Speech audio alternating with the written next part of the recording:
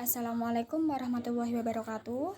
Perkenalkan, nama saya Dita Novianti, NIM 83. Di sini saya akan membahas mengenai karakteristik proper budgeting. Nah, di dalam karakteristik ini bisa dilihat dari dua segi, yaitu dari segi pendapatan dan juga dari segi belanja. Yang pertama dari segi pendapatan. Tidak memungut pajak dan retribusi terhadap transaksi pemenuhan pelayanan dasar publik, misalnya retribusi rumah sakit, puskesmas, sekolah, dan juga lain-lain. Yang kedua ada tidak menjadikan pajak dan retribusi pembelian kebutuhan dasar orang miskin sebagai sumber pendapatan utama daerah. Yang ketiga, tidak membebani orang miskin dengan berbagai jenis pungutan pajak dan juga retribusi. Sedangkan yang dilihat dari segi belanja, yang pertama dialokasikan anggaran untuk subsidi pemenuhan kebutuhan dasar warga miskin, misalnya seperti pemenuhan kebutuhan pokok, pembebasan biaya pendidikan.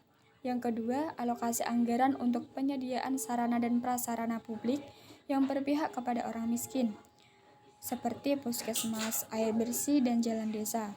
Yang ketiga, alokasi anggaran untuk melakukan pendataan kelompok miskin dan asesmen kebutuhan kelompok miskin. Yang keempat, alokasi anggaran untuk memberikan ruang partisipasi dan aktualisasi diri kelompok.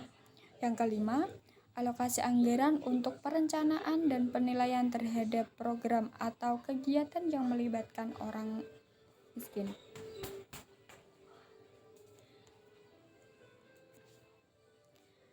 Selanjutnya, saya akan membahas mengenai prasyarat kebijakan proper budgeting. Kebijakan proper budgeting merupakan kebijakan yang bersifat teknik operasional.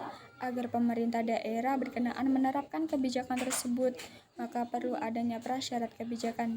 Antaranya, yang pertama adalah kehendak politik. Memiliki komitmen kuat dan tekad yang keras untuk pihak-pihak secara langsung yang berwenang dan bertanggung jawab dalam penanggulangan kemiskinan. Agenda pembangunan menempatkan upaya dan program penanggulangan kemiskinan pada skala prioritas utama. Yang ketiga, kemauan untuk jujur dan terbuka mengakui kelemahan dan kegagalan program penanggulangan kemiskinan di masa lalu dan bertekad untuk memperbaiki di masa sekarang dan juga di masa yang akan datang. Yang kedua, iklim yang mendukung. Memiliki kesadaran kolektif untuk menempatkan kemiskinan sebagai musuh bersama yang harus diperangi. Yang kedua, adanya peraturan dan kebijakan daerah yang mendukung penanggulangan kemiskinan. Aspek prasyarat yang ketiga yaitu tata pemerintahan yang baik atau good governance.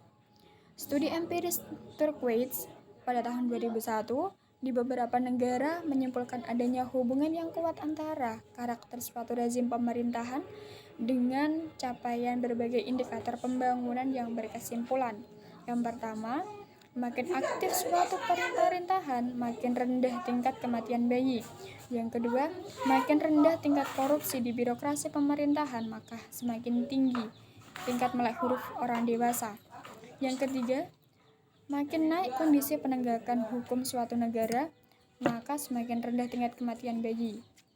Yang keempat, semakin tinggi tingkat regulasi yang diciptakan pemerintahan, makin tinggi tingkat pendapatan per kapita.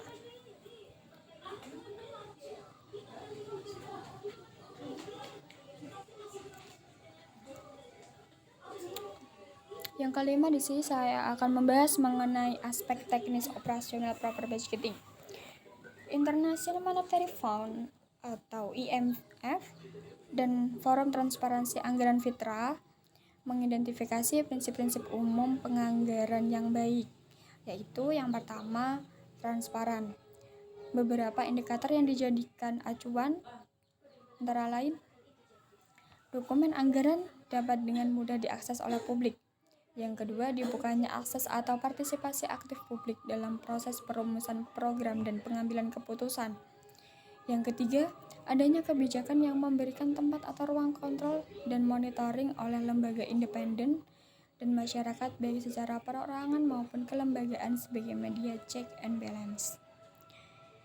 Yang keempat, adanya prosedur pertanggungjawaban pelaksanaan atau pengelolaan keuangan baik itu negara maupun daerah, yang transparan dan menjamin hak informasi publik. Yang kedua, secara rasional. Perhitungan besaran penerimaan dan pengeluaran yang dilakukan dengan cermat berdasarkan data yang akurat sesuai dengan kondisi aktual ekonomi makro dan juga mikro. Yang ketiga, akuntabel. Adanya pertanggungjawaban yang tinggi dari pemerintah daerah dalam mengelola anggaran sebagai amanat rakyat. Yang keempat, keadilan dan proporsional. Anggaran yang dialokasikan secara proporsional pada sektor tertentu yang sifatnya mendesak dan berhubungan dengan kepentingan masyarakat luas, sekaligus sebagai kompensasi pemerintah kepada kelompok masyarakat tertentu, terutama bagi kelompok miskin, untuk mengurangi ketimpangan pendapatan yang telah menciptakan ketidakadilan ekonomi.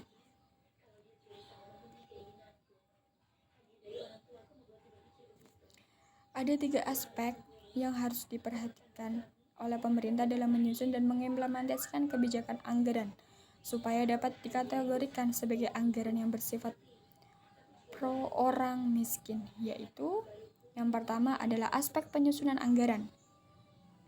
Perumusan anggaran yang dilakukan melalui public hearing atau dengan pendapat, debat media massa, dan proses pengambilan keputusan politik yang dilakukan secara terbuka.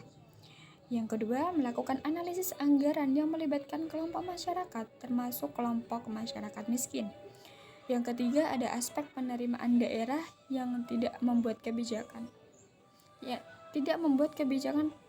pungutan daerah yang secara langsung dirasa membebani orang miskin. Misalnya membebaskan pembayaran puskesmas, SPP, dan pembuatan KTP. Yang kedua, tidak membuat kebijakan pungutan daerah yang secara langsung dirasa membebani orang miskin. Misalnya pengenaan pajak atau retribusi daerah terhadap hasil pertanian, perikanan yang diproduksi masyarakat miskin.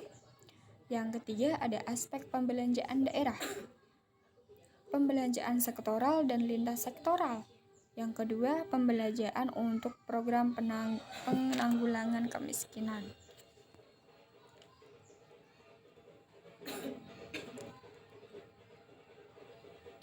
Baiklah, sekian penjelasan dari saya.